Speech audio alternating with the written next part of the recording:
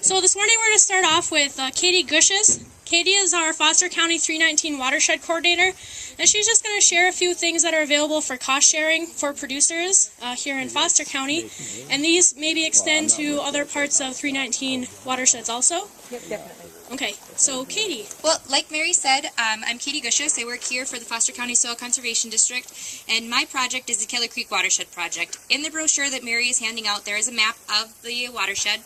It's approximately 187 miles in Foster, Eddy, and Wells counties.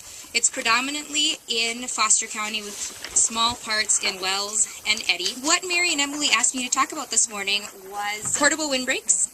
So I have included another flyer about portable windbreaks. I'll just talk about it a little bit anyways. What we use portable windbreaks for is to keep the cattle out of confinement as long as possible. So what our goal is to get you the portable windbreaks so that you can use them to feed your cows out in corn stover fields or alfalfa fields, whatever. Just anything to get them out of confinement for as long as possible.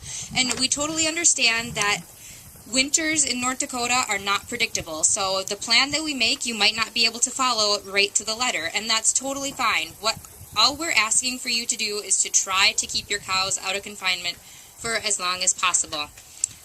If you look in the brochure, there are tons of other practices that we can cost share, anything from cover crops to helping you update your feedlot, salinity remediation.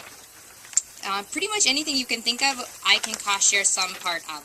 The cost share available through the Watershed Project is 60/40, and that's of the actual cost of whatever you do. So you bring me the receipts and I pay you 60% of whatever you spent. Is there a limit, Katie, on how much you can put up?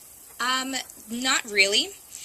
The only thing that we have a limit on is the feedlot updates. I can only pay up to $150,000 to update your feedlot.